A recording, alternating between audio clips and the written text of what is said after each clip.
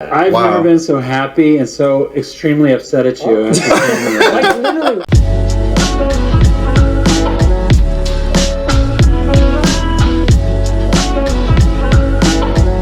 Yo, bro, I've been waiting for them to bring somebody from Disney on their channel. I knew this was going to happen because I already knew once they made this video, they had so many animators react come onto their platforms before, so I already know they was getting blown up by these people like, yo, you might want to bring us on to talk about this issue and you know, converse and stuff like that, because this shit is so crazy when it comes to the art community. A lot of people outside of the art community don't even know what's going on here, but it's like a war going on between people who aren't even artists trying to protect people who are artists, and they have no clue what they're talking about, but they're just trying to hold their sword up and being like, I got your back. And then you got some artists who are uninformed and who are uneducated because they're brand new. They don't really know. And depending on what time period you grew up in, this would scare you if you don't know the trials and tribulations that artists went through before.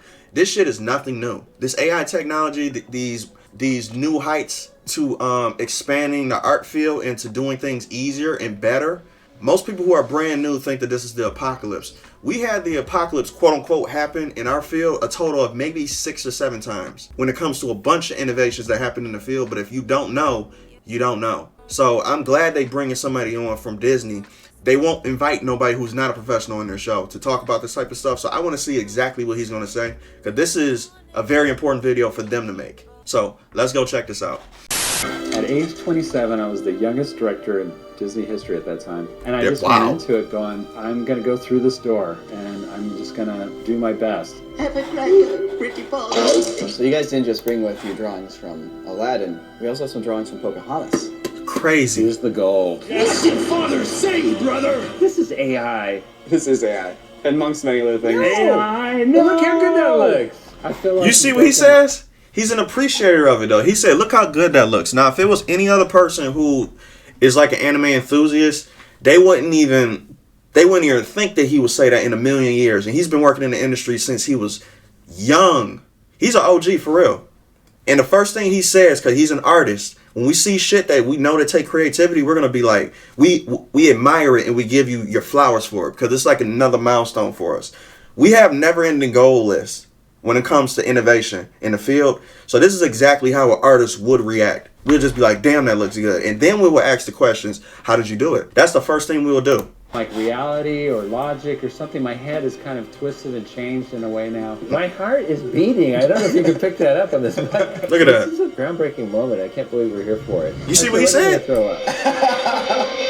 Thank you. I'm glad I brought a real person on.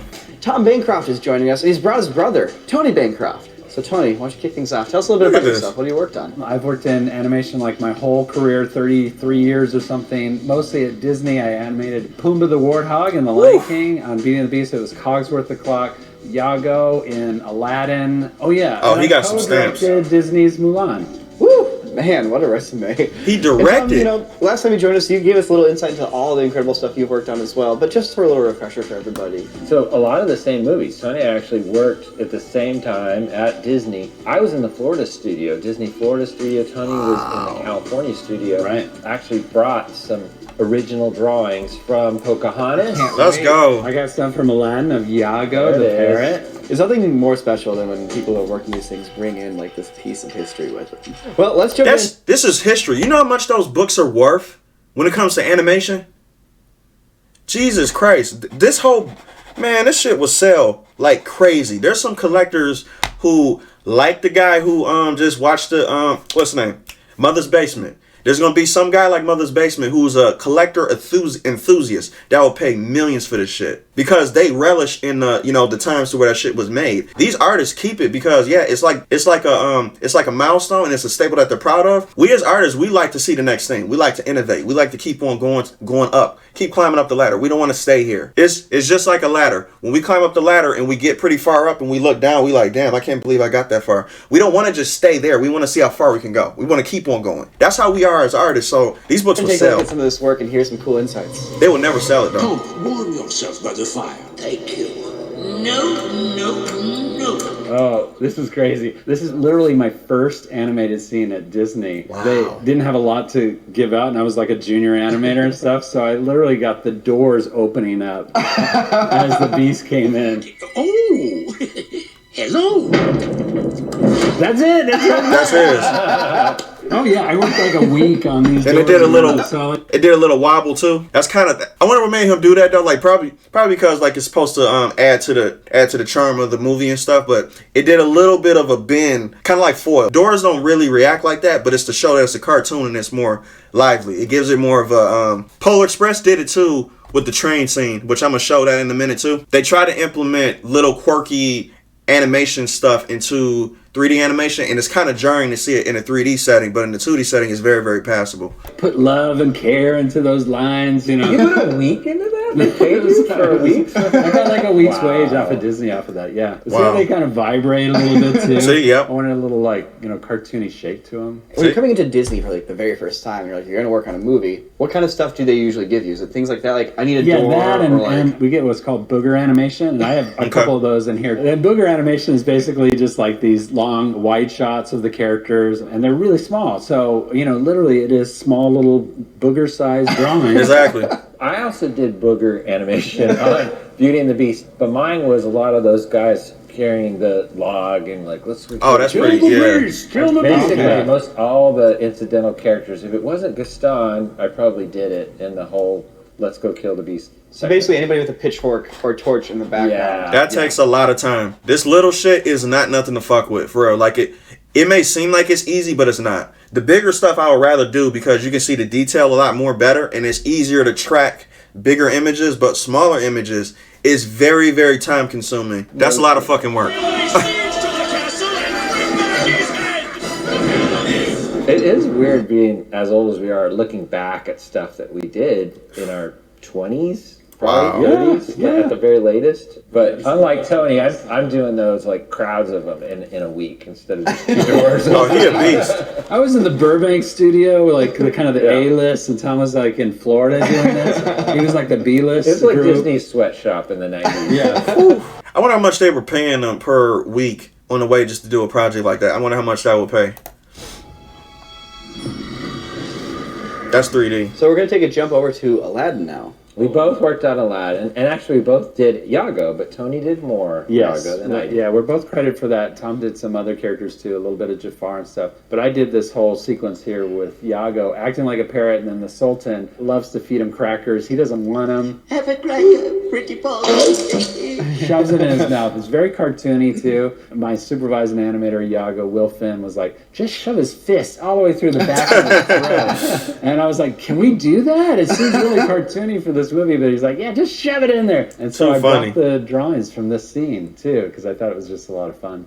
Wow. That's There's- crazy, his man. body drops off, but he's doing a little head shake right before explode. Wow. The Sultan's The Sultan's He goes- tiny little hands. back, and then he goes forward into Yep. kind of a take there. Funny drawing with a blink, and then he gets pulled out. The shoulder rises up, and he gets pulled out of frame. So when Now, you're see, this animating is- Iago, do you try to work in... Now, you know what's so funny? This is what I do in a digital space. I do this entire process in a digital space, but I do it layer by layers. Literally the same as just innovating to the next step, to the next step, to the next step. I'll be doing this. Now, see, if I didn't have a computer, I'll be doing this during paper drawings, but I don't have to do that no more. So I elevated to the digital space and learn how to do it that way. So that's my field now. And now AI animation is just another level that you can do, that you can choose to do to innovate your stuff, but you're still doing the same thing. It's exactly the same thing. You're just innovating with different technology. Pulled out, the shoulder rises up, and he gets pulled out of frame. Well, So when you're animating Iago, do you try to work in Gilbert Gottfried into Iago, or do you just take the voice lines by themselves and forget about everything else and just draw Iago? Yeah, I get this question a lot, but absolutely, you're influenced by the voice. I mean, how can you not be influenced by Gilbert Gottfried? He's got that, he's always very verklempt. yeah. Can't take it anymore. That tonality, you want to get that in the face, you know, that causes the squintiness of the eyes. Yeah, a he lot. squints a lot. Right, and you see that in Iago. It comes through. Oh my God. On the last episode when you joined us, you mentioned that there's a lot of yourself in Mushu, the dragon, which you designed. So when you're drawing Iago, is there you and Iago? yeah, A little believe it bit. or not. Yeah, when there's different mannerisms and stuff like that, we're kind of acting it out. You know, I'm playing it out a little bit in my mind, but also sometimes in front of a mirror. Exactly. And a lot of those mannerisms are in Iago when he's like, Let me tell you how weird us animators are. We literally do this type of thing to where, especially if we see our characters that we have to envision moving, we will do this. Like if anybody walked in on us doing this type of shit, they'll think we're nuts or possessed or whatever, right? We literally get into a phase to where we would try to replicate the movements, the looks and shit like that in the mirror, so we can basically see how to draw it, and we can basically see how the mannerisms of the character will look if we would do it on us. So we'll end up doing all these weird ass movements and shit like that, weird ass facial expressions, doing all these type of poses and everything to try to see and visualize for us to translate it into our product. And it's just so funny because like most people don't even realize it's not like we're just sitting down and we're like, okay, I want to draw it like this. No, we actually do acting ourselves, but secret acting, because nobody knows we do it. And it's just hilarious to me. dancing in the song with the genie and stuff. I made up that little dance and stuff that he's doing there. We can't help but put ourselves into our work. And that really starts with the supervising animator, and in this case it was Will Finn. He really did that deep dive when he was designing the character to really make it feel like he's like a little character. If Gilbert's not a really tall guy either, so Yeah. there's a lot of just, even in his structure, it feels like Gilbert. When Tony first showed me this as a twin brother and an animator, I was surprised. This was a big jump for Tony, really coming into his own as an animator, and I do remember that. That's what I finally remember as like, oh my gosh, he's bringing the next level. That was said I was gonna cry it's right here. today. Yeah. So you guys didn't just bring with you drawings from Aladdin. We also have some drawings from Pocahontas. I love Pocahontas. Pocahontas Here's is the goal. a masterpiece. And this is a big stack because it's a pretty big scene. So this. And to be honest with you, Pocahontas is literally Avatar. I mean, Avatar is literally Pocahontas 2023. Stack obviously has to do with how long the scene is, but this is where she's first kind of just poked out. She's like looking around, and then Miko comes up. You don't see Miko. You can see like a little red Right. drawing in there. yeah. That's where Miko's going to be. So I went first, and then another animator went second and did Miko. And by the way, Flit comes up in this one too. And then I had to have her kind of crawl Wow, that's a out. lot of foreshortening. That's crazy. So they shot live action for Pocahontas. Almost the whole movie was shot in live action. Really? first. See? They say that we made Pocahontas twice, much like they did in Cinderella and all those older films. And it's because we wanted it to move very realistically. And You see what this is? It's exactly like the AI rendering. They shot it in real time, and then they used the animator, the AI animator, basically as the live action and then the cartoon version. And they did that as a point of reference so they can see the movements, to make the movements perfect. It's innovation techniques. They've been doing this since the early 90s. It's just uneducatedness. Like, that's the reason why people just don't understand what we see as artists and stuff like that. So them seeing this AI art is probably a godsend for them. They like, holy shit, the new generation get to experience this? That's nuts. I wish I could experience that back in my generation. That's probably what they're thinking. And I'm probably going to say that later on in life when another thing comes out that just blows that shit out the water. And it's like, wow, this is what y'all get to work with now. But it's never a, like a hating type of thing to where it's like, oh, see, y'all didn't know how it was to actually struggle like how I did. I had to do all these keyframes and shit like that. And you know what the new generation is basically saying? Good for fucking you. I have it easier now. Are you mad? That's basically what they're going to say. So it's up to me to either get with the times or suck it up. so we had that reference to go by, but in the case of this shot, they decided later on that she would climb out of the scene. Okay. So the actual animation of her climbing out, I just had to make up. Oh, really? That's my favorite. Wow. part. I assumed that you had live action reference Thank for that. you, Tony. He had to. When looking at Pocahontas here, like, it's a very, like, minimalist character. Yeah. When it comes to the face, like, literally eyes, 0 wrinkles, 2 very subtle nostrils, basically. Yep. Lips are almost just like a color patch. So you have such a very simple, clean character. How do you make sure that your proportions are always the same and that Good question. eyes aren't a little too big or a little too small or too far apart or too close together? Very good question. Well, we try, but we don't always nail it.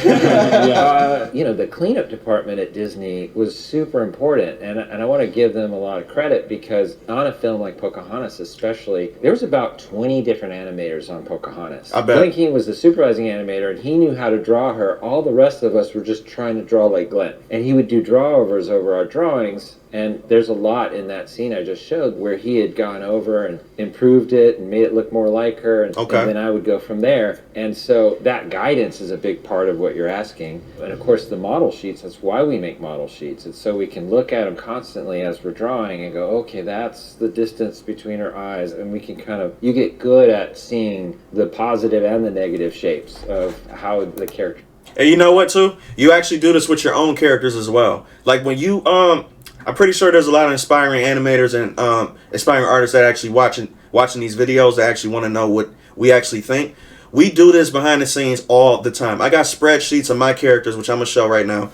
I got a bunch of different reference photos for all my characters for me to stay consistent with my own characters. It's not going to happen every time. It's not going to be perfect. There's going to be times to where she looks different in the frame, or, you know, like a certain panel, she looks a little bit different. But as long as it stays somewhat consistent, that's all you have to worry about. That's the thing with this. They got teams of people who literally do things step by step. So it's the rough draft phase, it's the cleanup phase, and then it's the person who comes in who I think designs the character, and they try to make it look like how the character looks like. And that's how you get a somewhat more consistent look, to where it doesn't seem like 90 artists worked on this picture at this, you know, worked on this project at the same time. It's that last person who's going to fit everything in and be like, nope, her eye's supposed to be closer, this is supposed to be like this, her hair is supposed to be like this, her jaw's supposed to be a little bit different. It gives it a more consistent look. At that last person at the end is going to bring it all together and be like, okay, I'm going to fix all this to make sure it's more consistent, because I designed the character. I think that's a good process. It should work and be drawn from different angles, but then it's still, by the time it gets to the cleanup department, they have to have another whole pass at it to go, okay, this is how Tom Bancroft draws Pocahontas as opposed to Glenn Keane, to opposed to Prez Romelio. So there's so many different animators. We all had our own little version of how she looked, and so they would help to kind of control that and make it look like one person drew that character.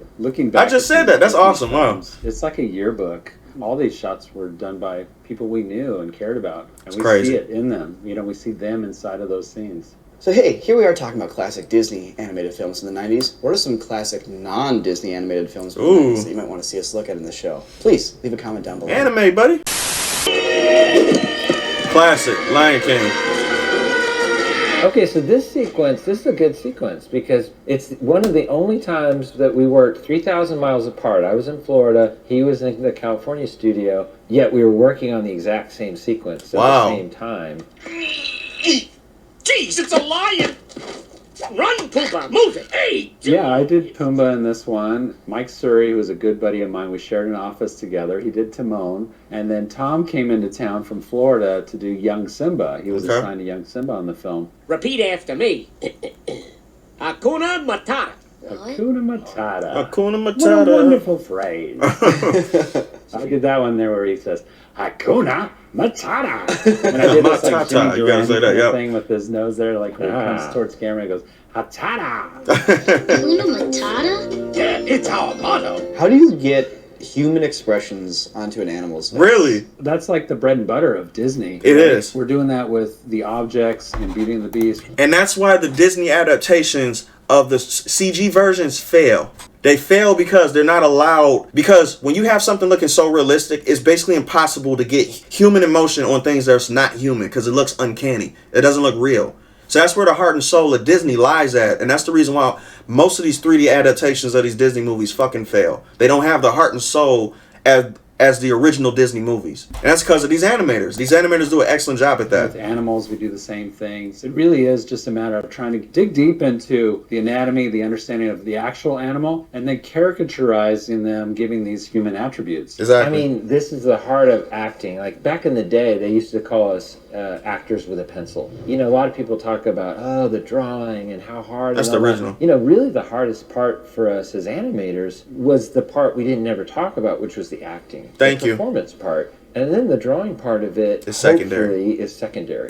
And that's the hard part, to get to the point of drawing ability and things like that, and getting to know the character and how to draw the character, where all that part of it becomes in the back of your head. And what's in the foreground of your head is just the performance. Exactly. Hakuna Matata. I heard you mention something called Animatune. Animatoon is the world's best student films. What we've done is we're going all around the world and finding student films at all the best animation schools. Some of them are amazing, and they put a year's worth of work into this. We share the monetization with them. We advertise it, so we get as many eyes as possible on the student films. That's nice. Super cool. All the time people are talking about, how much they love traditional animation, how much they love like classic kind of style cartoons and animation. If you like it, it still exists. Yeah. Go check out Animatoon. Of course, go check out Pencilish Studios. I don't know if you have a YouTube channel or an Instagram or anything that you want to plug. Instagram, I'm Pumbaa Guy. Pumbaa Guy. Oh, he's Pumbaa Guy. Okay. 2 ways. I gotta follow him on Instagram. I want to ask you about directing. When you were starting Mulan, what was your emotional state like? Looking at this mountain. I was horrified. I'm telling you Jesus. the truth. I was so scared to death about this because I was given, at age 27, I was the youngest director in Disney history at that time. Damn. And I was just terrified because there was more that I didn't know about directing than I did, for sure. And I just went into it going, I'm going to go through this door and I'm just going to do my best. When directing an That's all you animated can do. film, what does that entail? What is it when you're a director? Well, there's less of this. Whenever you see like photos of live action directors, it's always like, And they're pointing and talking shit. to and they're like, you go over here. Yeah, it's none of that. I was Tom's director on Mulan, and Tom's doing Mushu, and we'd issue him a scene. That meant we'd have a meeting, and we'd just talk through the scene about what the outcomes are of the scene, what are the important elements that have to get by. Like when he comes up and he goes, I live!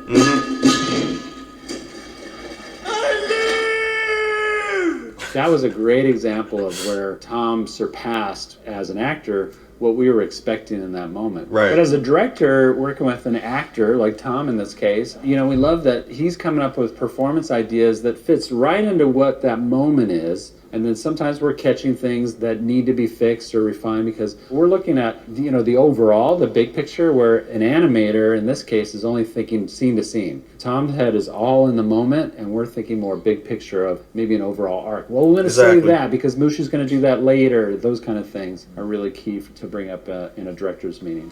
Mushu! That's amazing. That's crazy. Come on, Cookie. Yeah, so kind of a Disney Forgot Eddie tradition Murphy played over that. the years. A lot of times directors will put themselves in their movies. Oh, wait, you're in the movie? And I'm in Mulan as, myself and my co-director. Citizens, I need firepower. I'm the That's big him. one. Yeah. We love this sequence because we literally jump to our deaths. And that's we kind of representing the end of the film. We finished it and then we die. Too funny. Oh, man. Hey, Tom, you have a YouTube channel. What's the thing that you want people to do most after they watch your videos? Subscribe. You got it. Absolutely. Consider subscribing if you like watching our shows here. So they're gonna watch you made it. an animation. What? In the time since you came and visited us, we've developed a technique to let us basically trace over footage of ourselves on the green screen to make it look like a cartoon. I want to see how they go. It's going to look a little different at first, but I'm curious does it fade and just become a thing that you watch? It's like Nico-mation. Yeah. Is that what we're doing? All right. Nico-mation. I kind of want to see exactly what they're gonna say about this. Gosh, that's better than the backgrounds in Beauty and the Beast. Look at that shot. That's the shot I was pissed. I was freaking out about that shot. I was like, that shot is amazing. But it's so easy to do because he's on the foreground, so he's completely not even in an image, which I've seen in the behind the scenes. And he's completely by himself sitting on a 3D, what's the name, a green screen stool. It's amazing. Look at that shot. It's crazy. Crazy? Because we were figuring this whole thing out as we Who's went, Tom too. Cruise there? How did Tom Cruise get into this? That's Tom Cruise too. Okay. Let us not forget the power to settle the slates in the palm of our hands. Look at the lighting, too. That's crazy. This is AI. This is AI. Amongst many other things. AI, no! Look how good that looks. We're out of a job. Everybody, 2D's out of a job. This is killing me a little bit. All right, so the lip sync's off. Definitely. Yeah. There's some bad mouth shapes, but... Shoot! Do it. Oh, the shadows look like they're underwater a little bit. They're Yep. like ripply effects. I don't even See, an care animator if could the point out picture exactly is what I've been paying attention to throughout the entire time, but I see it for what it is. It's a previs project, though. It's not meant to be perfect. It's just meant to be a previs type of work, and then you can go over it, fix everything, kind of like how the animators did back in the day. This would be like the rough draft phase before it gets to animators like me, and then I'll be like, okay, we can fix this, do this, and bam, we get a coherent piece. But I have to understand the technology first to even know how to do that, though, which I'm in the process of right now. So I'm excited about water it. A little bit. There's like ripple effect. See? I don't even care that it's moving all around those shadows. I don't care. Awesome. Look at that shot. Like these shots are amazing. They are. For the entire kingdom and the crown. Let's finish this. And whatever you did here, you've opened Pandora's box. Somebody had to open it. Figured it'd be us. This is gonna blow up the internet. I Uh-huh. hope so. It comes out in 3 days. Are we the first to see this? Oh, this is before? I'm so excited right now. That was a feature film. That was Oh my amazing. gosh, you guys. Oh my gosh. That was crazy good. I mean it. I know we're supposed to be reacting. That was real. I can't believe that. I've Wow. never been so happy and so extremely upset at you. Like literally, it was like when I watched Toy Story for the first time. We're like, okay, 2D's dead. I feel like you've broken like reality. See? That was the apocalypse for them. Back in the day when 3D animation with Walt Disney Studios used to be 2D animation like non-stop. They was cranking out all these 2D animation movies, and then all of a sudden Toy Story comes around with 3D animation, and you're like, hold up a second.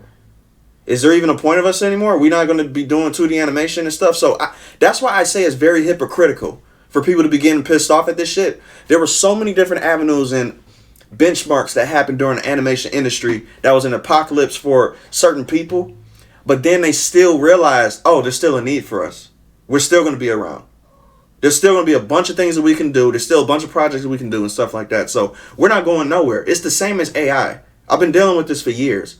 Most people don't know. I'm older than I look, though. Like, so I've been around for a minute. Or logic or something. My head is kind of twisted and changed in a way now since I've seen this. When we're putting everything out there with how we did this, we have a full like click-by-click tutorial on our website, right. but like on our YouTube channel, we kind of go into the process. Basically, what we do is, obviously the whole thing's written. I watched we it. actually just like a cartoon. We voice act it all first. Okay. We have a whole storyboard that we do, so it's all very like classic process there. Oh, okay. And then rather than drawing these scenes by hand, you effectively animate it on the green screen. It's almost like motion capture. After you get everything filmed, then we have to run it through the AI process, which basically traces the video. The style for this one is actually pulled from an old anime, Vampire Hunter D Bloodlust. But in the process, we learned that like if you wanted to create your own style and generate it, you only have to draw about 50 to 60 pictures of your character. That's like my doors opening. Thank you. Beauty and the Beast. Or theoretically, you can have an artist draw almost like the keyframes, so to speak, and like draw the style guides and all that. So you can use a real life motion capture with all the styles and characters that you build, and you kind of bring Mesh them it together. We realized that once we Beautiful. filmed ourselves on the green screen, we traced it, we put it on the background, it actually just looked like video. It was kind of boring. Oh, It wasn't until we sat down, we're like, okay, I want him to whip this way, and we're going to do this with the background, we're going to add these effects, and you Exactly. actually break it down and start adding animation that it All feels right, like kids, animation. you just heard that. They spent real money. They put a lot of time into this. Exactly. So you can't just turn around and do this tomorrow, okay? No, you have to have skill The and biggest talent. hurdle is the animation part of this, the lighting of it, and all that. I'm sure is some of the trickiest stuff. Were the backgrounds the easiest part because you could just sort of describe it and it already knew think the that was. style and it would create those shots? So the backgrounds are actually 3D. What? Yeah. Sam went onto the Epic Game Store and bought Unreal. a cathedral level that someone had made, and it already looked beautiful. It had all the props. It's just a gorgeous 3D model. We fired up Unreal Engine, and then what he would do is he'd go through the edit and be like, okay, the first shot's a shot of Nico coming through the door, so I need a shot looking that direction. He'd put the camera there, grab a screen grab, and it looked like a video game render, and then we'd take that, and similar to how we're filtering the video of ourselves, we would filter that one frame through the AI just to give it a little bit of the painter look. That's all. Exactly. We're just doing a very small style transfer to it. And that's it. I love how Amazing. you rolled this out too. Like, hey guys, you want to see my new ride? And I think it's like a VW Bug or something. And then he's like rolls up in a Tesla. Little animation. Why don't we watch it 20 minutes later? That's not what I'm working on. You know what's funny? Now that I'm thinking about it, I think that Nico was nervous actually showing them this too because he really didn't know how they might react to it. So like he doesn't see it as a big deal because like he knows that these guys do it for real. So he literally was thinking in his head probably, I'm not sure if they're going to think the animation is going to look good. I don't think they're going to probably appreciate the stylistic way that it looks and stuff. He really doesn't know. So like he was probably nervous going into this, and that's probably why he was so lackadaisy about it. He was like, hey, you guys want to see it right quick? That's just being a humble artist anyway. We're just straight humble. We really don't think we're the best. We don't care about being the best. We just want to do things that are creative. And if it ends up being really good, people tell us, that's a plus, but it's not something that we harp on. We just be like, man, I just want to create something that I think will be cool, and then when we create it, we still don't think it's cool enough until somebody gives us that affirmation and be like, no, that shit is amazing. And then he's like, oh wow, okay, I thought, there's a little bit more we could have added, but okay, cool. That's how we are. But I think that he was You nervous. guys might want to see it. What do you think? You could have easily done 1 minute of this and we would have been impressed, but you went full on, you're gonna keep talking. That's how we do. Monologue, Yep. monologue. Was that all just built in, or did you just have a funny gag? No, because I was doing experiments starting in October, like trying to figure out that this process would even be a thing. And once it was kind of working, it was one of those things where it's like, if we're gonna do this and we're gonna go out and show people like, hey, you can use AI for art and like try to make something cool out of it, because it's kind of a controversial thing, and a lot of people talk about how it's low effort and killing jobs. It's like, if we're gonna make something, it can't just be a test. Right. It has to be a real project, a real story. It's like you watch it from beginning to end, and it's a full film. And so we just committed to it. Tom and I probably do represent a lot of anti-AI folks. So you picked two people that were obviously way over on the other side of this, and not only am I really scared to say this, but I'm really convinced that there's some good stuff here that can be utilized to make some great animations. Exactly. My heart is beating. I don't know if you can pick that up on this, but it's crazy. This is a groundbreaking. And these are moment. old school We're here people. for it. Like I would consider them first generation, because I come right after them. They didn't even know about Photoshop, Procreate, all these 2D digital art tools that I use, that I actually grew up in. I actually grew up in the industry to where it started off, Photoshop and that type of stuff. I started using those tools. They started off at the very beginning, so they're considered quote unquote dinosaurs, not as a derogatory term. That's just what they are. They're OGs though. You know what I'm saying? Like they've been at it from the very beginning. And of course, this is going to take them time to wrap their head around. Am I pissed about this, or am I just excited to see innovation like this? It's going to be harder for them to see it, and even them are saying, wow, this is incredible. It's a beautiful thing. It's easier for me to do it because I'm closer to the technology type of phase of the art innovation in the field. So I can accept this with no problem. It's easy for me. But for them to be back then and they can see this shit now, and for them to still be impressed by it, that's how we just can see we're all about innovation. That's just all that it is. It's not about being scared about the next thing that's coming. It's not about it taking your jobs. You would never have your jobs being taken. We dealt with this before. When it comes to AI, there's a lot of different types of tools, and you can use AI tools to denoise footage, or clean up some rotoscoping, or change somebody's voice to be more gruff. If your truck ain't dripping wet with mud and scum, well then it ain't a truck, you piece of shit.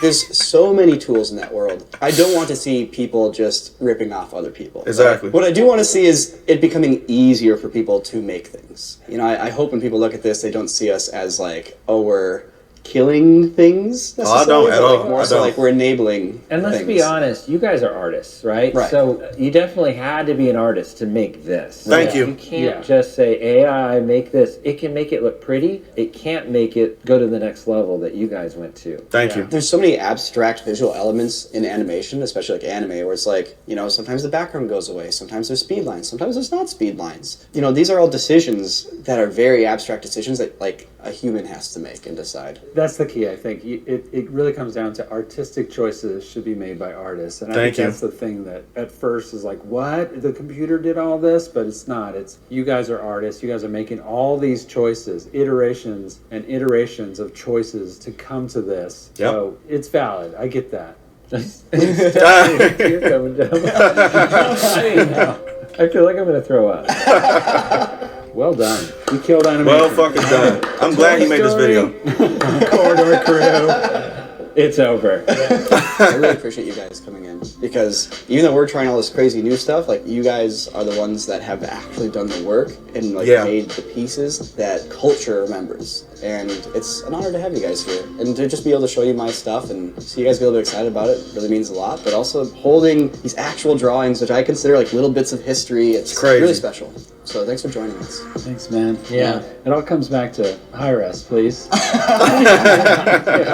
When you become Steve Jobs or Walt Disney, please hire us. All right, guys, see you on the next one. Thanks These for guys watching. will always be valuable, period. They will always be fucking valuable. They OGs, man. For you can't really, there's no beating it. How they animated back in the day was just fantastic. It's just us trying to replicate that thing that was already fantastic. That's all we're trying to do. That's all that happens when it comes to innovation, when it comes to the next step. We're just trying to do as good or better than what came before and what started this shit. So I would never look at them like they're obsolete. They would never be obsolete. Their skill is too valid. They had to make this video. I'm glad they did. And I'm kind of shocked that they were the first people that they showed before showing it to the world. It actually shows a big deal of respect that they showed traditional 2D animators that worked in Disney before they showed the entire world what we thought. They went to them first. And I think it was basically like a green light thing where, like, depending on their reaction to it and how they would have reacted, I think that Nico would have done it a little bit differently. But since he got the okay and the excitement and the giddiness from them, I think that it was basically like a green light for Nico to be like, okay, I guess they do appreciate it. I guess it is a good thing. And then he moved on with it.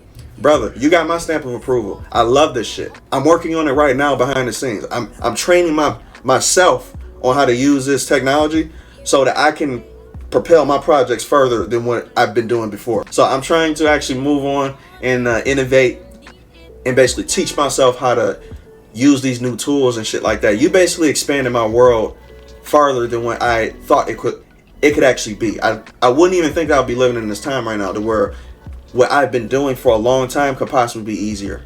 So I'm excited about this. Let me know what you guys think in the comment section. If you guys are excited about this too, if you guys appreciate this video and what these two animators actually had to say, let me know. If you guys want to see more videos like this in the future, or if you guys want me to analyze, break down, or what have you, or if you guys want tutorials on what I've been learning with AI, let me know. I can't wait to expand this field with you guys and to learn and innovate and create more tools. I cannot wait to see where this shit is going to go. So, you guys have a good one. Peace out.